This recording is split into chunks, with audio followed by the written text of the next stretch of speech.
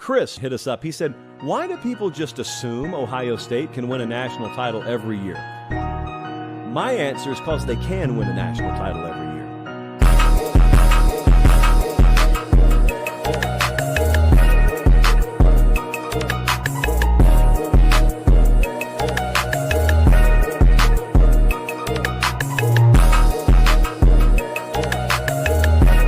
Lay hold of it. You lay hold of it. And when that thing tells you to quit, you look at it in his eye and say, I ain't going nowhere. I will break you before you break me. You will not defeat me. You will not destroy me. Some of you are so ignorant. You've been through so much hell. You gonna quit now? You should have quit 10 years ago. You should have been quit. You don't quit now. It's the 10th round. You got 2 more to go. And when you get to success, it's not about skill. When you get to a certain level of success, it's about stamina. It's about stamina. It's about you won't break me. You can't take me. It's too late now. It's too late. You should have broke me a long time ago. I'm unbreakable now. The only chance at this point is you gotta kill me. And you gotta kill me now. And then when you kill me, my legacy will live.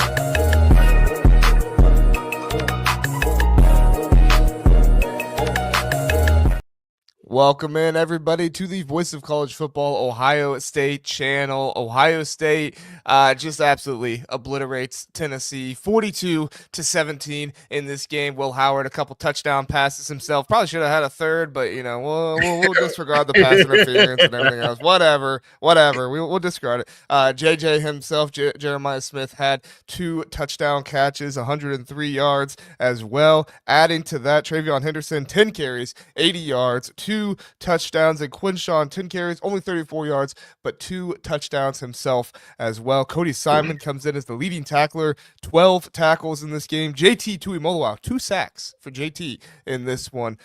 This was just complete bludgeoning. Tennessee never stood a chance. Ohio State got out fast and fiery. And Mike, man, I know you were loving it, bro. I know you were having a good time. Tell me, how good was that first quarter to watch? Man, that first quarter was amazing to watch, man. It just looked like the Buckeyes were being the Buckeyes and looked like we were getting to the standard. And then also, one thing, like I told you guys, Buckeye fans, what have I been doing every week, yelling at my TV or whatever when I see those opportunities to go tempo? I've been yelling tempo. And Ohio State went ahead and did it. Like I said, getting back to the standards. I loved it, man. I loved the first half. I loved the game. Yeah, it was a great game. I feel like this was the first time this season Ohio State has put together a complete game. Now, you can look at the second quarter a little bit, right? Tennessee scored 10 points there. Ohio State, I don't believe, had any points in the second quarter. If they did, it was there at the very beginning of it. So, no, they didn't have any points in the second quarter. So you can maybe say the second quarter wasn't all that great, but, I mean, at the end of the day, I'm going to call this a complete game. What about you, Mike? Yeah, it was a complete game. Like you said, we didn't get any scores in the second half, but in the second quarter, but I felt like ticky-tacky, to be honest. You could say, some people could say, hey, the refs just was keeping them in the game, right? There was certain calls that didn't go, gave Tennessee a little bit of momentum. That's how they were able to go ahead and get those couple scoring drives. But I mean, other than that, man, great execution by the offense. And you can also say, like, hey, a couple of players, like the Emeka stuff. Emeka, if he just made sure he took the right angle or whatever, that drive keeps going. Just different things. It's like small things. There's nothing to really be upset about as a Buckeye fan. So all of that stuff that Buckeye Nation was doing after the Team Up North game, all of that we was doing and everything, just wipe it out, man. That's not what we doing today, man. Go Bucks. Yeah, for sure. Hey, bring up Erwin's super chat there. He says, Merry Christmas, gents. Let's go to the Rose Bowl. Kid not agree more. Thank you so much, Erwin. We appreciate the contribution to the channel and everything. Man, the Rose Bowl. we'll talk more about it at the end of the show, I'm sure. For But sure. Oregon, Ohio State, the rematch this year. I mean, Kirk Herbstreit, which don't get me started on him. This will probably be the only positive comment I'll have on him the entire time. But he was talking about it's kind of that old school Big Ten, Pac-12 matchup there. I mean, it does kind of bring back some memories. If you knew the Big Ten before what it is now, kind of brings back some memories. It's awesome to think about. It's awesome to go through. I mean, what's your thoughts? Rose Bowl rematch. We'll get into it more later on, but what's your initial thoughts there, Mike? Man, just happy that the Buckeyes got another sign of life for to start off, man. But to go back to the Rose Bowl, I believe the last time we were there, we left some records over there in the Rose Bowl, So the Buckeyes normally play pretty well at the Rose Bowl, so I'm looking forward to that and hoping that the Buckeyes can keep this momentum that they have going on into Oregon to get revenge. Yeah, for sure, for sure. Hey, bring up David's comment there about the best performance of the day era. I do want to talk about this because I was talking about it with my dad. He was over watching the game with me, and it was kind of risky by us because the past few games that me and my dad have watched together have been the Michigan games, the Missouri game, and the Georgia game. So no, I don't want y'all watching no more games together. Good Lord. My daughter is in a performance at church tomorrow, so I was like, Dad, I don't know, man, maybe you should just drive up in the morning or something like that. He's like, I don't know, that's a long drive. But no, thankfully Ryan Day ended the curse there. But I mean, let's be honest, Mike, is this the best performance of the day era? I mean, Michigan State obviously was amazing. When they just jumped out to that 35-0 lead or 42-0 lead at the halftime and went crazy. But to me, this game meant more, right? SEC opponent, first game of the playoffs, first home game in the playoff era for Ohio State in front of the fans. Tennessee was yapping the entire time, invading the shoe. They didn't invade the shoe. They had some fans there. Good for them. But, I mean, it wasn't an invasion. It wasn't 50-50 there or anything like that. I mean, what do you think, Mike? Best performance of the day era? Yeah, because here's the thing. Like, yeah, you can say, our offense looked a little bit more explosive back with CJ Stroud or in games or with Justin Fields. But to have a dominant performance from our offense and defense in a big-time game in a top 10 matchup, yeah, I want to say that this is probably the first time in the day era that we have seen this defense looking lights out, offense looking lights out. I mean, I'm not about to be, ticky-tack about anything at all. I was excited about it, man. And, shout out to Ryan Day. And the question is we said this from the Georgia game. Why can't we get this Ryan Day all the time, bro? Why can't? Come on, Ryan Day. Come on, Ryan Day. This is my plea to you. Can we get this Ryan Day all the time? Can we please? Well, that was the thing. Like tonight, it wasn't like he was like angry Ryan Day and going up the sidelines, like screaming at people or anything. It looked like a man who was controlled in his possession. Like I felt like he was a man possessed tonight, but he was controlled about it. And he had a look in his eye of like, yeah, we're absolutely gonna destroy this team. I'm not gonna let anything get in my way. I'm not gonna turn into like this super emotional guy or anything. But we're gonna come out. We're gonna throw the ball to Jeremiah Smith and that Jermod McCoy dude everybody's talking about. Guess what? If he's gonna want to stop Jeremiah Smith, he's gonna have to do pass interference every single time because he cannot guard Jeremiah Smith. No person in the country at this point can guard Jeremiah Smith. In my mind, if he does not have safety help over the top, throw it to JJ every single time. He's gonna make a play, even if he does have safety help. We saw in that Michigan State game, he had safety help in that one, and he made some one-handed catches too. So as far as I'm concerned, Day, just keep throwing it to JJ. Hey, and I also want to say this, man, because shout out, congrats from a Wolverine fan. And I want to say this because we seen Lane Kiffin on Twitter. We seen all of these SEC people say, Indiana look like they didn't belong because they got blown out or whatever. SMU look like they didn't belong because they got blown out. What about Tennessee? Ain't this one of y'all best defenses in y'all conference? Defense? We talking about defense? Come on, man. This is what I'm saying. The SEC bias is delusional. And this is why Ohio State fans and other fans from other conferences and the Big Ten sit here and say you guys are delusional. You sitting here talking about this, SEC that. They said that the cold weather wasn't a factor, so we're going to throw that completely out the game. We're not going to even speak on that right now on this tape or whatever. But where was the defense? The SEC speed. Remember, I heard guys in preseason talking about Ohio State don't got team speed. I seen our team speed. Oh, not just the speed, too. You know, like the interior of that defensive line. How much did we hear this week? Oh, that defensive line of Tennessee. I was doing my Big Ten show earlier this week, and I had a Tennessee writer coming in, and he was like, I don't know, you guys are giving too much credit to the Ohio State defensive line. Tennessee is the best defensive line in the country. And he said, yeah, they got 8 guys deep NFL draft picks. And I was like, okay, look, I'm not trying to disrespect anybody, okay?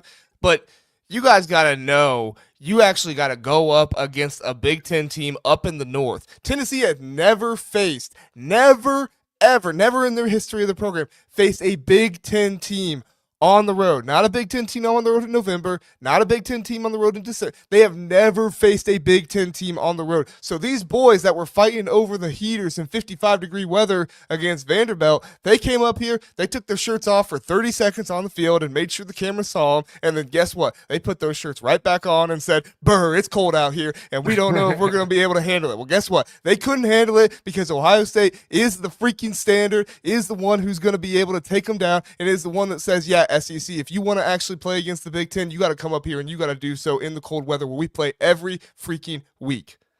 And I want to speak on that because I put a tweet out. I don't know if you saw it, JR, but it said these Tennessee players keep going down with these fake injuries or whatever. And I'm like, nah, bruh, it's just cold. You're not hurt.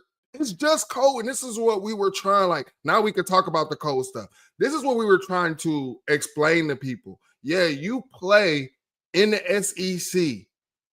Keyword, you play in the SEC. So majority of your games are warm.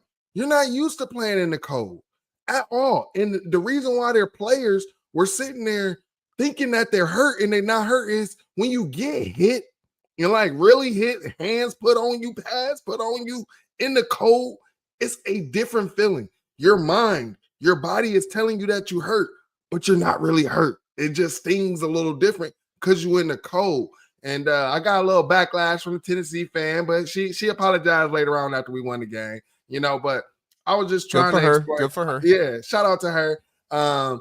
But I was trying to explain this to the Tennessee fans, and they wanted to come out. Here was the worst thing for the Tennessee players.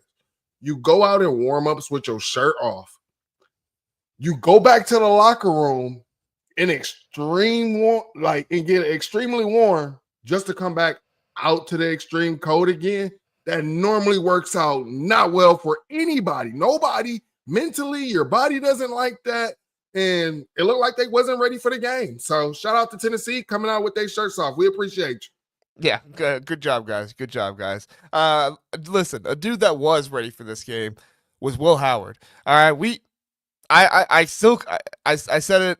I don't know if I said it here on this podcast or not after the game, but yeah, Ferris, SEC.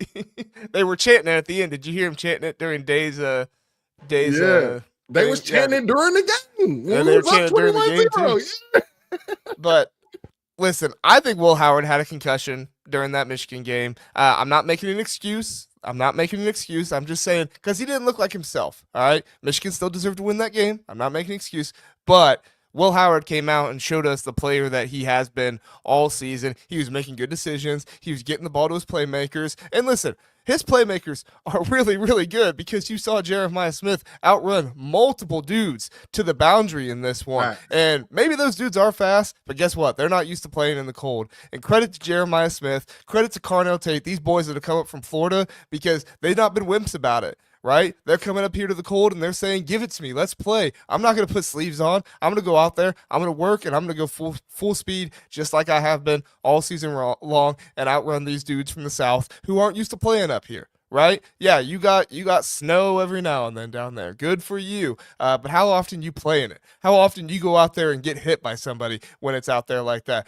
Now you go into your indoor facility and you say, "Oh yeah, this feels good. This feels good. Okay, we'll go outside for 15 minutes and then we'll come back in here." And Will Howard, man, he showed what kind of demon he is when it's cold outside. I remember back in the Big 12 when he was at Kansas State, he was playing in that snowy weather and just looked great out there. He thrives in this stuff, man. I wish he could play every game in 20-degree weather at this point. Yeah, shout out to I was calling him Chill Bill when I was yelling at my TV, man. I prefer Chill Bill over anything. And like the stats gonna show that little one interception. I don't even count that against him, man. Chill Bill was out there doing his thing. And then when I saw him tucking the ball and running, and I said, this ain't the Will we seen all season. Only when he running, he gonna slip, fall, look unathletic. Not this time. So I don't know what Will did. He did tell us. Chill Bill said that he was going to get him some new clicks or something like that. So shout out to Chill Bill, man, out there looking at athletic and having command of the offense. You saw he threw that ball out of bounds or whatever to G. Scott, and he's pointing. He already knew they had that flag for the extra person on the field. He like his presence, his command in that game was way better than what we've seen on the field previously in the previous game. So shout out to Bill, man. He did a great job. And his post-game interview, he rolled with it, right? He was talking about how he's excited to go to the Rose Bowl and just, next game mentality. Yep. I love the trash talk from Will after the Penn State game and after the Indiana game.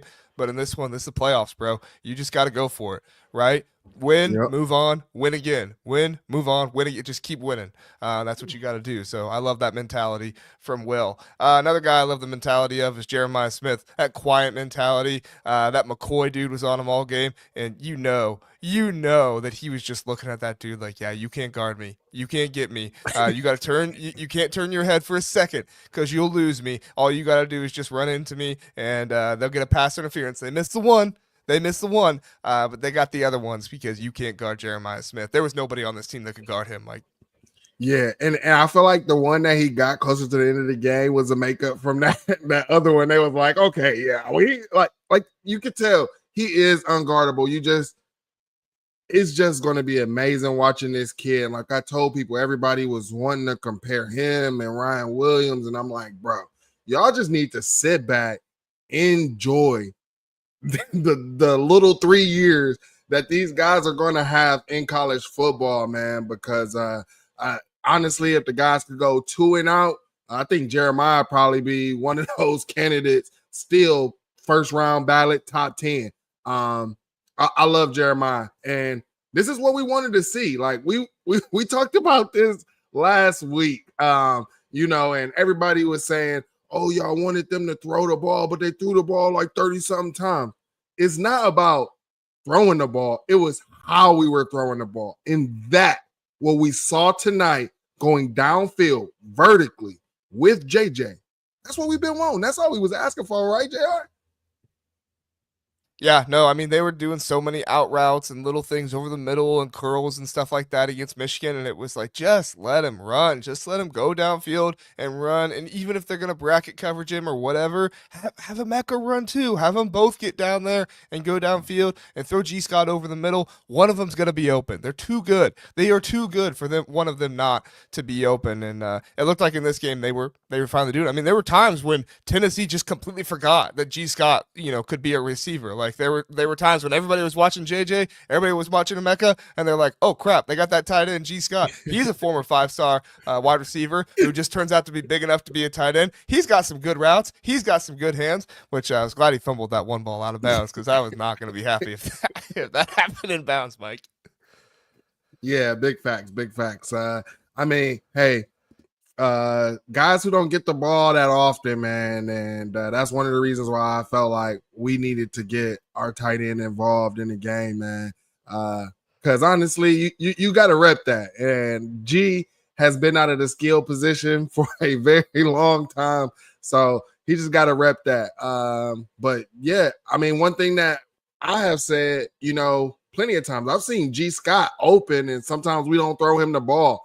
And so it was good in the second half to see him getting more involved in that game plan, because I guarantee you this, when Tennessee was watching tape, they was like, oh, they don't even throw it to the tight end. And you could tell the defenders were not worried about them. How many times did we throw the little, Will faking it like he's going to hand it off to one side? We come out, G. Scott leak.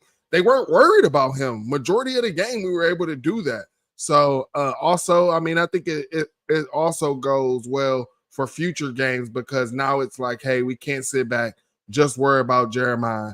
And then when they were worrying about Jeremiah, whoops, who comes open? Carnell Tate. Like, I love it. I love it.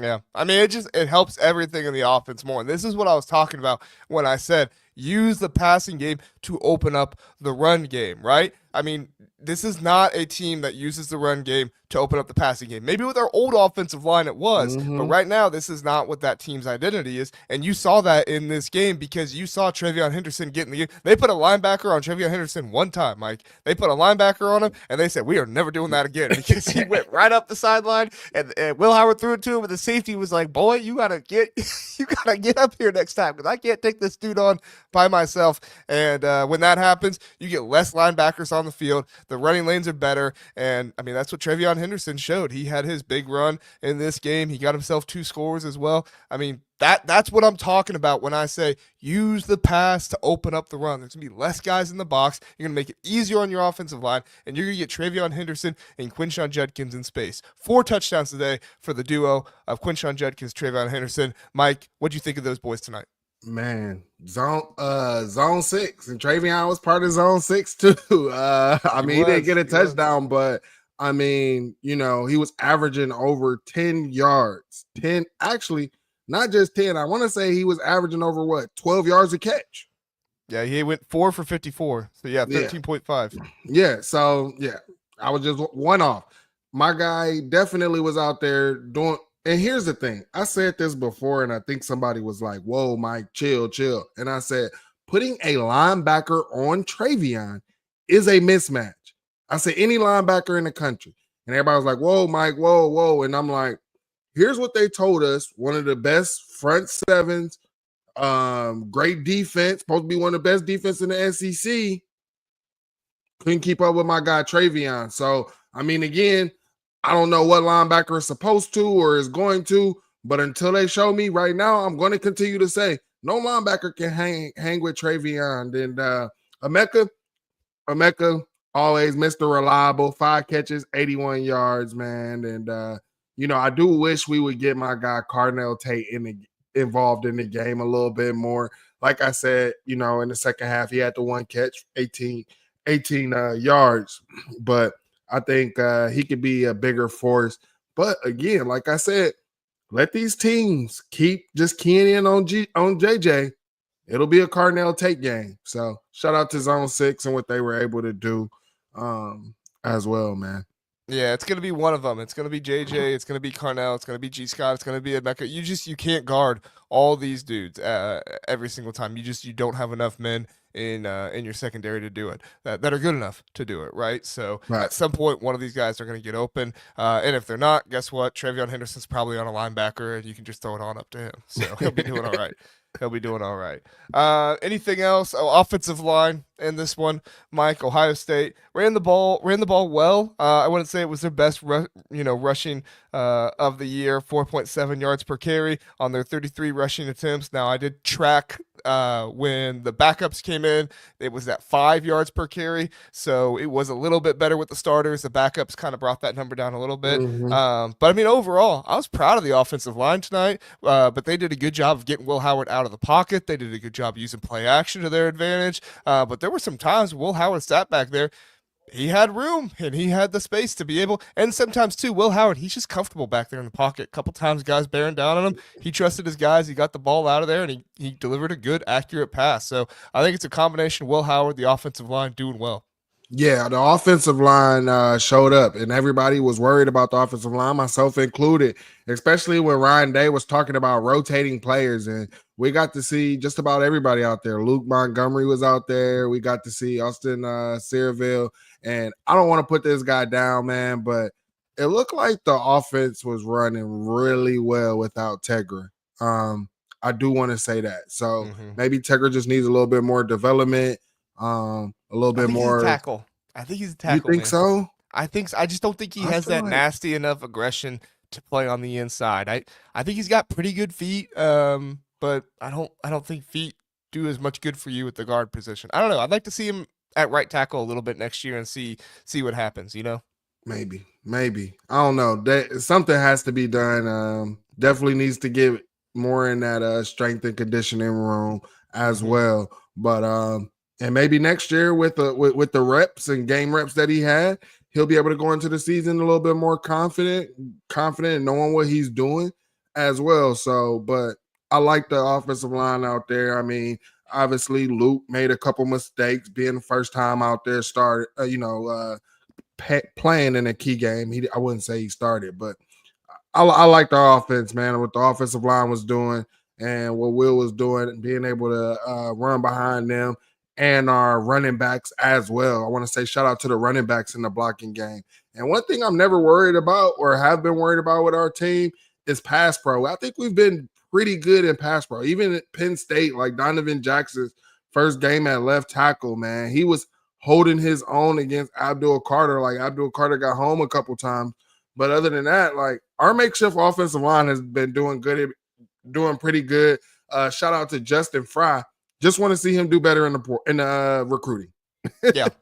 That's what I've been saying, man. Like, I think Justin Fry can bring these guys in and do a good job, especially with Chip Kelly's help. I think Chip Kelly adds a lot to it as well. But, man, just bring your guys in. Even if it's portal at this point, like, I mean, he's got some guys, and maybe we'll talk about him later if we want to. He's got some guys who can come in and do some stuff, so we'll see. But yeah, so before we move on to defense, I do just want to say, asked everybody who their offensive player of the game was. Everybody voted Will Howard, even with the interception, which we talked about, wasn't really on him or anything. But even with that, 56% said Will Howard, 32% said Jeremiah Smith, and then a combination of Trevion Henderson and Quinshon Judkins was the other 9% in this one. I just put a poll up there for the defensive player of the game: Jack Sawyer, Caleb Downs, Cody Simon, JT Tuimoloau. JT went crazy in this game. I told my dad, I think somebody told him that we were playing Penn State today because JT and Jack and Tyleek too. Tyleek didn't have a massive stat line, but he was being disruptive in there as well. Yeah.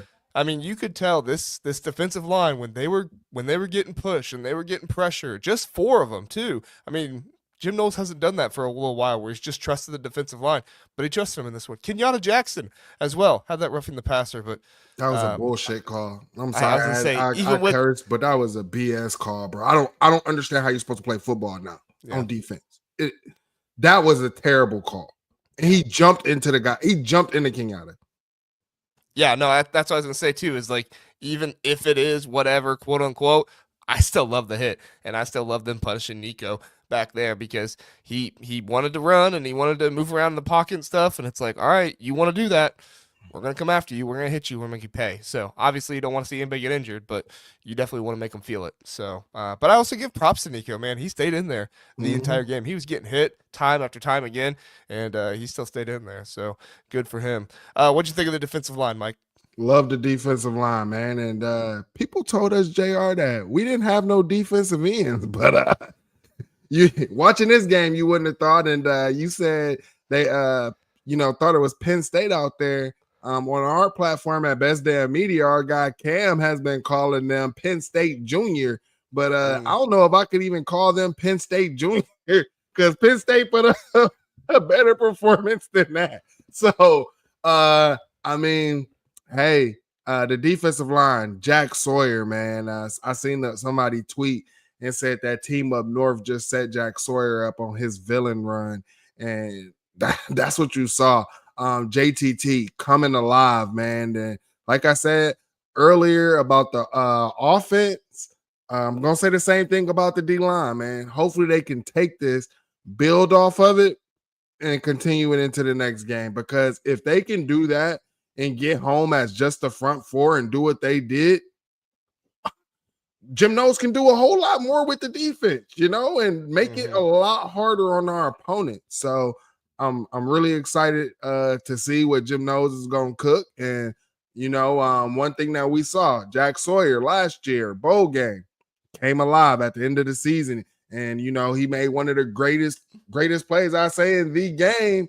A clutch play. Obviously, we didn't come out with the win, but Jack Sawyer normally comes up clutch late in the season. So hopefully he continue to build on that. And like you said, Talik, obviously stats don't show the whole thing, but the way he was pushing the power back, setting guys up, they even showed the replay, talking about how he kind of like used the screen almost, and JTT was able to hook around him. And we were able to get the sack. So, and JTT with the strip sack, we didn't recover the fumble, but it was just a beauty to watch. The strip sack reminded me of Chase Young days. Not saying that he Chase Young, so don't get on me, but we used to see a lot of the strip sacks with Chase Young. So yeah, this was a defensive line that you could tell before the game. Larry or Jim or whoever it was told him, just get after the quarterback. Just get after the quarterback. Because guess what? When they put them in a bad situation and they had to pass in that game, and Dylan Sampson couldn't take the runs, and I think that other guy, Price, I think Dylan Sampson was hurt maybe early in this game or something, only had 2 carries. He was playing and he was getting some receptions as well. But, you put him in passing situations. Not only did you put him in a bad situation down a lot of points, but they were also in 2nd and 15, second and 12, 3rd and 15. You don't know what their average 3rd and to go was in this game, Mike? Their average 3rd and to go was 8. They averaged a 3rd and 8 all game long. I love it. And when you put a team in a situation like that, that's how you get sacks. That's how you get to the quarterback. So it was just all around a good performance, and it really helped Jack and JT be able to do what they were supposed to do in this one. Linebackers, Mike. Sonny Styles getting crazy out there, going around. He had the 4th most tackles on the team, 5. Cody Simon leads the team with 12 tackles in this one. I was a little concerned about Cody Simon after that hit he put on Nico. I was like, is that targeting and whatever. I hate that I have to think that, but I'm like, is that targeting? And then I saw the broken helmet. And I'm like, I hope he's okay. I hope he didn't get a concussion or anything like that. But no, he came out quickly after that, and Cody was terrorizing Tennessee all game long. Yeah, Cody was a force out there, and it's kind of crazy, that he wasn't up for many awards, for linebacker and things like that. So that was crazy. But shout out Sonny, man. Sonny, still getting better his linebacker position. But that hit that he laid on that Tennessee player coming downhill, that's what we want to see. That's Buckeye football. So I love seeing that, man. Shout out to the linebackers, and seeing Arvell Reese get out there later in the game as well. Yeah, for sure. Matt's got a question there. We'll talk about this really fast before we talk about the secondary. It says, how would you guys grade the game today, or grade the games today? Always fun taking out the trash. Go Bucks. If we're just talking about the Ohio State game, we talked about it earlier in the show, but how can you say anything but an A? You can maybe say maybe not an A plus, maybe an A because of some things here and there, but A plus in my mind. It was really, really fun to see. You love to see it. What about you, Mike? Yeah, same thing. A, man. If you're giving any grade lower, you're just being ticky-tack at that point, man. This was a great football game. The ball bounces your way a couple times, which it did for Tennessee. But as you could say, Ohio State had this game in control the entire game. And they didn't let their foot off the gas, like not one bit. So how could you not give this team an A? If I wanted to be ticky-tack, the only thing I can say is I didn't like Jim Knowles playing the soft coverage all game. But who the hell am I to say something about it when it worked? It worked. Right. So, it helped them get down there for them to score that the little 10 points that they had before they went into halftime. But I'm not about to be ticky-tacky, man. They played a great game, defense and offense. I was okay with it in this one because Nico has been so inaccurate, right? In this game, he's 45%. Now, some of those he was just running around for his life and tried to throw the ball up. But, with a guy as inaccurate as Nico is, like, you just don't want to give him the big play. And if you trust your D-line, I mean, Nico is looking for the big play, right? He doesn't want to drive down the field 16 plays. Now, they did that one time, but guess what? When you do that, you're getting hit almost all 16 plays, and it takes a beating on your body. And so that, I mean, I think it was a good strategy by Jim Knowles. Do I like it? Not necessarily, because I want to see the, interceptions and the things like that, but it probably was a safer option, especially with how much we were up by. So, secondary, any thoughts there, Mike? I mean, Denzel Burke, he doesn't play as much. Jermaine Matthews is playing more than him in this game, I felt like. Iggy had what should have been an interception, but, we won't mention the roughing the passer bogus call, all that stuff. I mean, Caleb Downs, Lathan Ransom, were their normal heat-seeking selves to go after and get the tackles. Your thoughts on the secondary, Mike? Man, without the secondary, I don't think that we get those sacks that we got. I don't think that we get the pressure that we got on Nico. So shout out to the secondary hanging in there, man. And like you said, seeing Jermaine Matthews out there, I've been saying I wanted to see him more. I think he should have been out there early and often from the beginning of this year.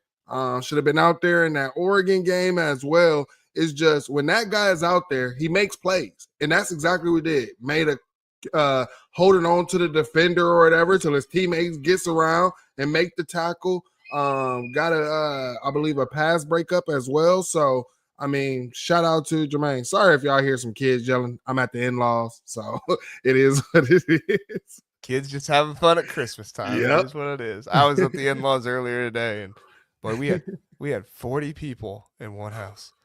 And half of them were kids. I was like, I can't do this. I can't. Yeah. And it was, whew. Needless to say, I was glad to come home and watch some football. Glad to come home.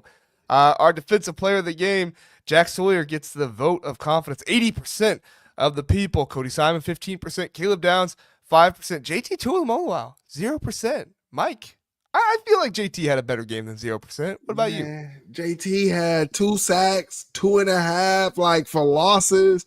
I mean, I say the whole defense is the player of the game, bro. I'll tell you this, man.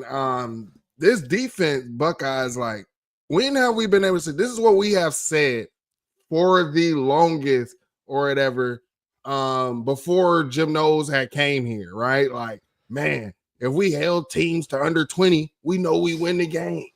We know our offense can score other than that team up north game. But we've always we don't talk about that. We don't talk about that, Mike. Yeah, we always said that. And then we keep seeing our defense holding people under 20. And then we hear SEC team, SEC best running back, man. I mean, they got the best run game in the conference of the SEC. I can't tell, man. So I mean, if that's the best defense, you got, you're in trouble. If that's the best you got, you're in trouble. Because guess what? Notre Dame's got Georgia next week, and it's about to be. Yeah. If that's Carson any Beck, indication. no Carson Beck either. No Carson Beck. Who knows? Gunnar Stockton's gonna play too, man. Did you see that picture of him after he got hit? His eyes roll all the way back and everything. I was like, oh my gosh. I think he died. Thankfully he walked afterward, but I was like, oh buddy. All right.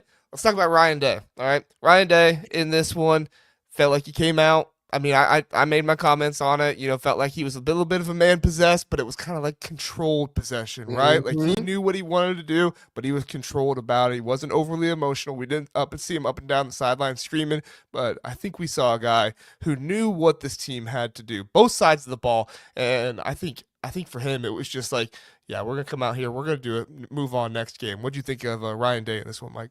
Yeah, Ryan Day, CEO Ryan Day, man. And what can you say? Playoff Ryan Day. He always shows up, man. I mean, since I would say the 31-0 Clemson CFP playoff, which Ryan Day wasn't even on the staff then, but since then, Ryan Day has had us competitive in the playoffs, So I love it. Playoff Ryan Day, our guy Cam at Best Damn Media. Make sure you go check us out over there, right here on YouTube. But he's been talking about it all week long. All the past 2 weeks is when does playoff Ryan Day never show up?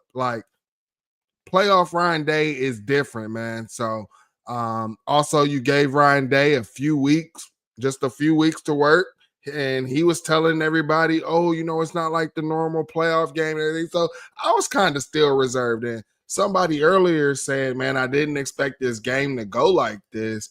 And I didn't either. I didn't expect this game to go like this either, man. So shout out to Ryan Day and anybody who is talking about Ryan Day possibly being fired and stuff. Just letting you know that's all under the water. That's all under the water. I can tell you this: Russ Bjork is happy. He's looking at them the money that they received in for today. He's looking at that scoreboard and he's like, "You guys are crazy if y'all think I'm getting rid of this man and with the stuff we got coming in down the pipe." Yeah, Ryan, just help us out, bro. Just beat the team up north. Help us out. All right. I mean, it'd be a whole lot easier to root you on if you just beat that team. Okay, it's just way easier. Go see a therapist before that game day. Just go see a therapist, man. Exactly. Yeah, I know. Honestly, like going into this game, I didn't really vocalize it because I didn't really know if I believed it. But there was a small amount of me that was like, what if Ryan Day does come out and just starts firing? What if we just get the who cares? If I lose my job, I lose my job. Whatever. Kind of like what we got from John Cooper in what was it, 94 against Michigan, where he was just kind of like, who cares? Just go out there and play. Yeah. I don't care if you guys screw up. I don't care what happens. Now, of course, the next year after that, he 95, he went back to his old self. But still, Yeah. like I was thinking to myself, like, this guy can't possibly look at that Michigan game and say, yeah, if we just play conservative and we play good defense, we'll win the game. It's like, no, dude, like at some point, like Ryan Day's a smart dude. At some point, you got to look at this team and be like, yeah, we got NFL wide receiver. Like we got all these NFL guys. We got one of the best offensive linemen, period, in the nation, Donovan Jackson, who can be an All-American guard and also kick out the tackle and do a pretty, left tackle and do a darn good job out there too. Josh Fryer, who's quietly had a good season himself, right? I mean, he's somebody that everybody is concerned about all season long. He's allowed 1 sack this season. Now, some of that Will Howard and him helping out and doing a good job as well, but still, only 1 sack this season from Josh Fryer allowed. So, I look at this and I'm like, Ryan Day has to see this. He has to see he's just got a better team. And if you just open it up, let your team work, you will win the games. And that's what I felt like we saw. Felt like there were a couple drives where maybe, like that screenplay we saw on, 3rd and 2 or something. I didn't love that, but you're trying something new. They hadn't tried it yet. So see what happens. But overall, I just felt like that was what we got from Ryan Day today. It was nice to see. Yeah. And you speaking on Fryer, man, I want to give a special shout out to him, bro, because, he dealt with a lot of criticism last year and then coming into this year, and he's been a lot better. Coming into this year, I was even on record saying he's the one guy on the offensive line that I was worried about, and he ended up not being the fish, man. And also, he got hurt in this game. Mm-hmm.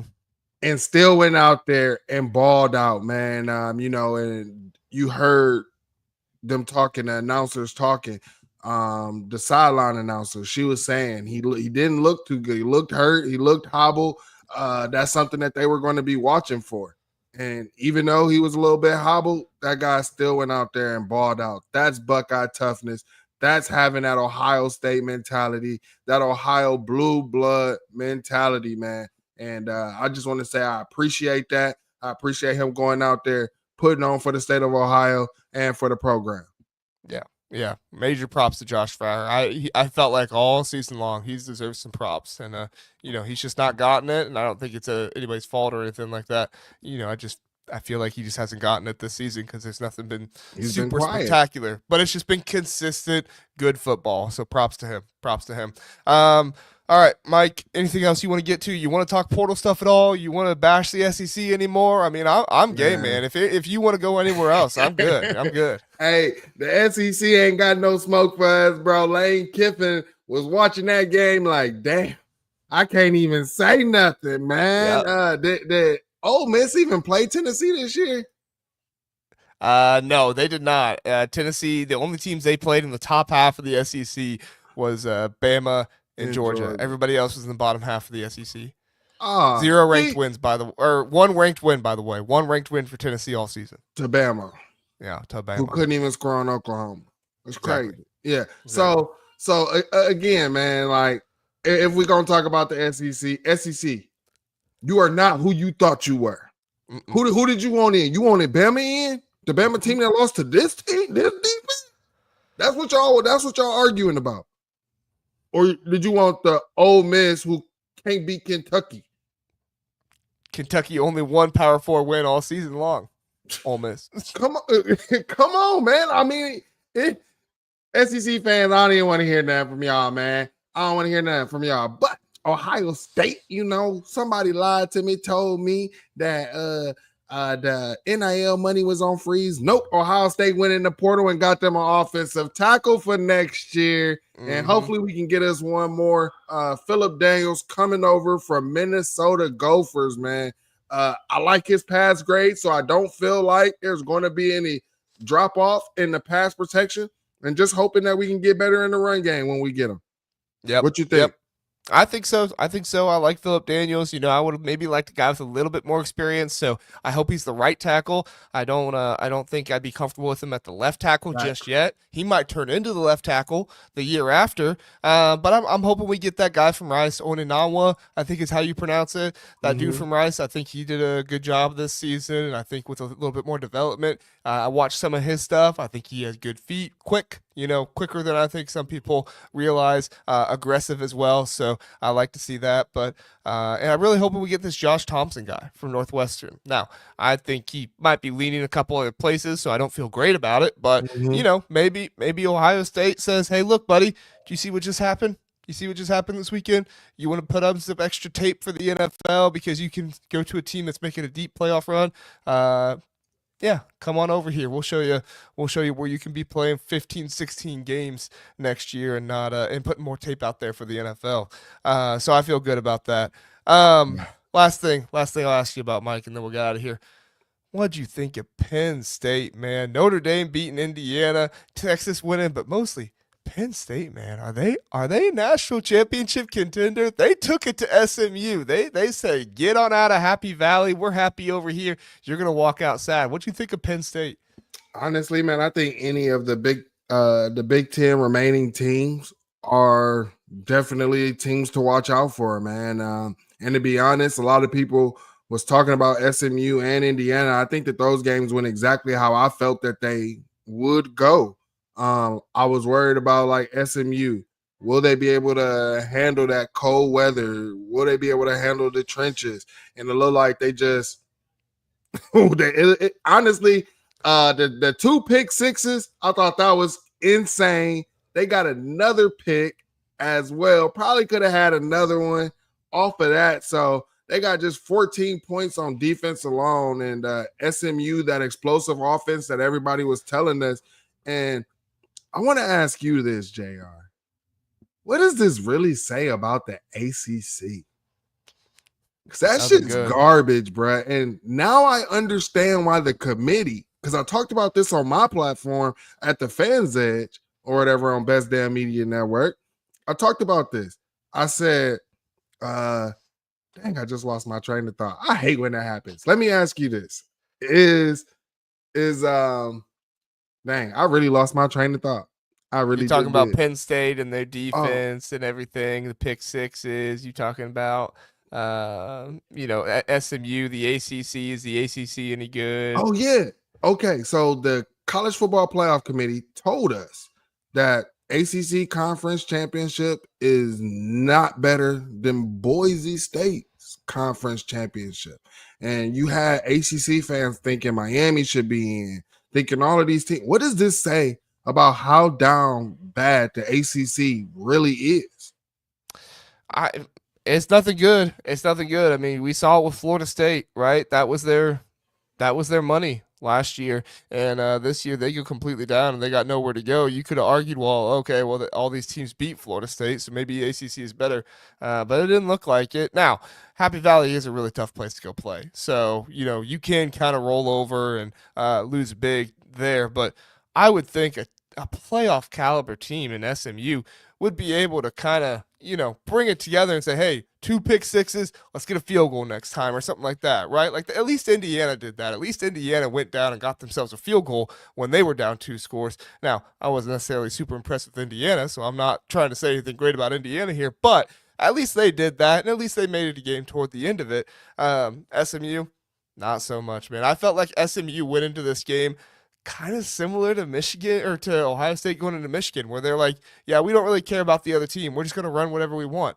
And it's like, that didn't work out, dude. That didn't work out when you got Abdul Carter and Denai Dennis Sutton and Zane Durant on that defensive line across from you.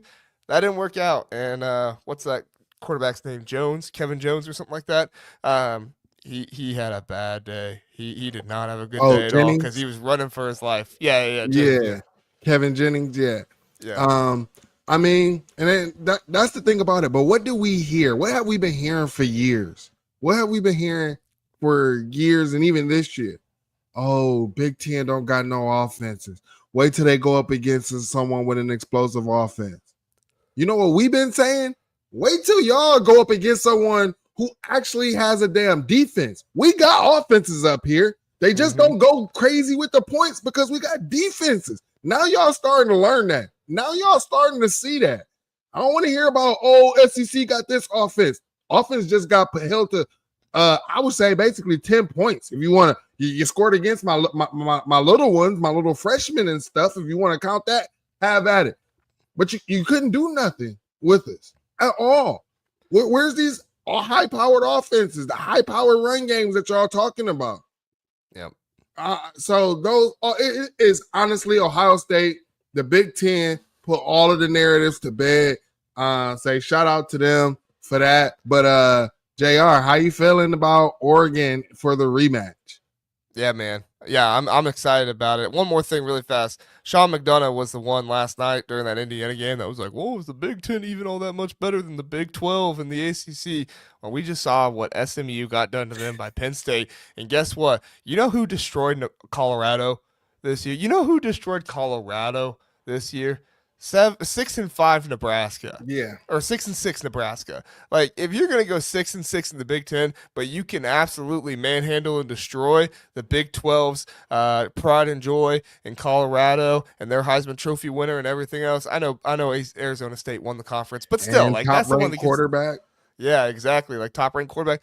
You're going to go in there and you're going to lose in Nebraska like that? Yeah. To me, it's pretty clear which is the better one. No, but I'm stoked about Oregon, man.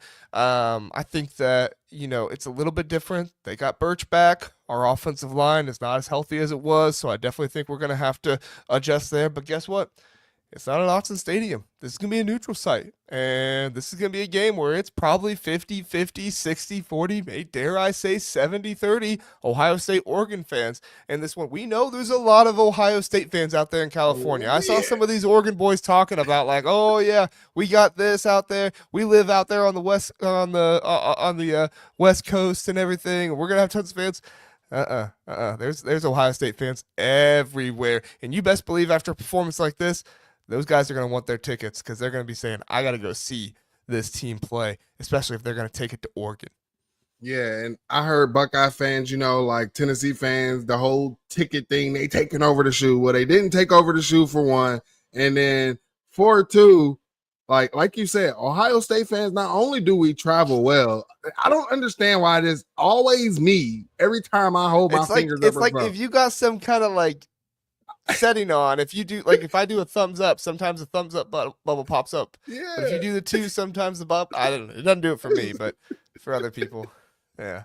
Go ahead. Sorry. It doesn't work that time. It's crazy. But anyways, I'm excited.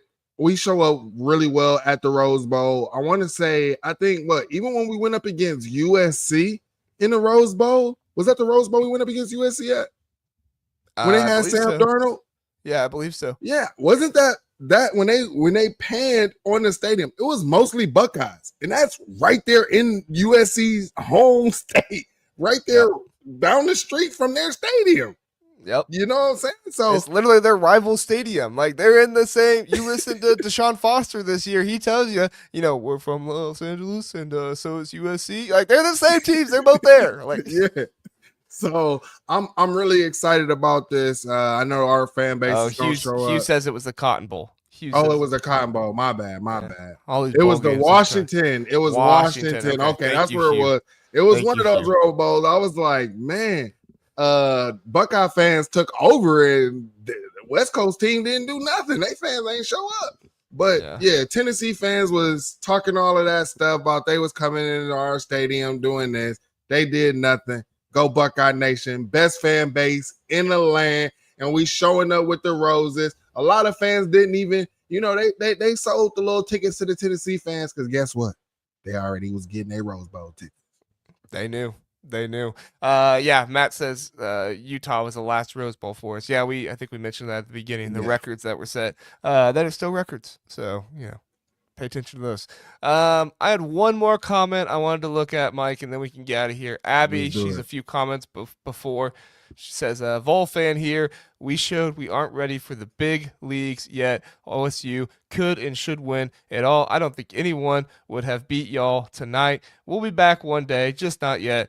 Good game. Listen, hats off to Vols fans who can be real, right? No, I wouldn't say you're not ready for the big leagues yet. I think there were some teams in this playoffs you could have beat. So I'm not going to say you guys didn't deserve to be here or anything like that. There were definitely some playoff teams you could have beat. I mean, heck, you beat Bama, who was right on the fringe of getting in. So, but yeah, I mean, this was a team possessed tonight. I agree with Abby. There were probably not a whole lot of teams, if any teams, that could have came into Ohio Stadium and won that game today.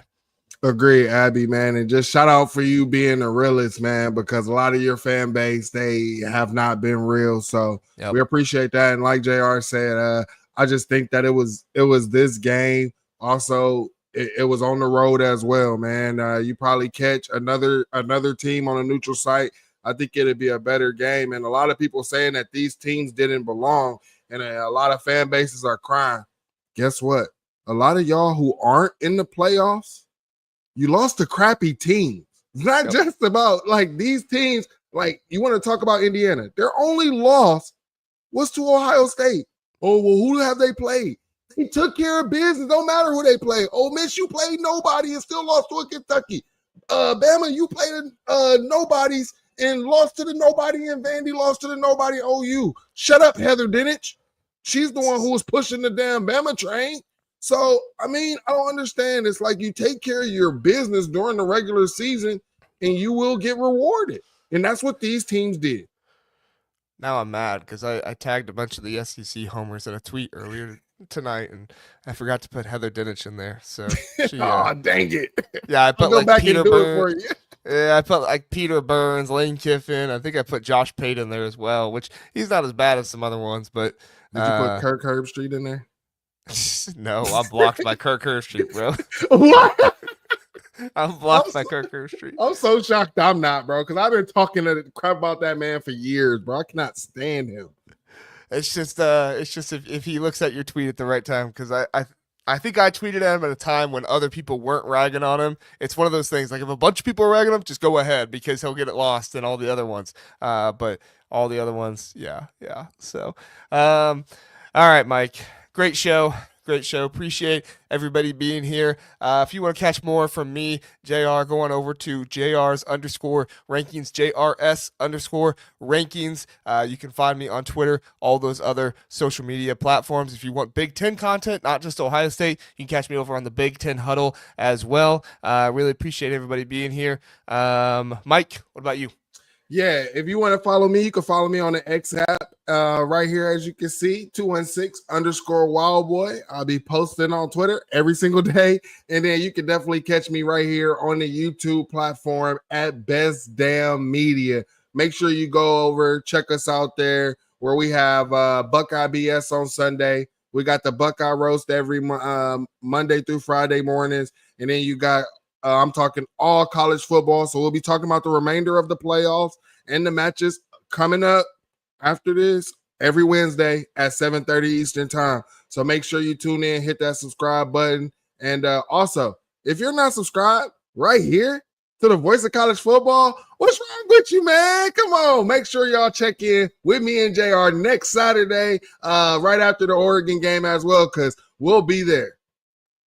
Yes, we will. Yes, we will. We appreciate it, everybody. We want to keep podcasting. We want to keep being here after the games with you on the post games. So let's root for another dub next week in the Rose Bowl. Appreciate everybody for being here. Appreciate the Tennessee fans, Michigan fans, whatever fan you are for listening in. And we'll see you next Saturday. We out.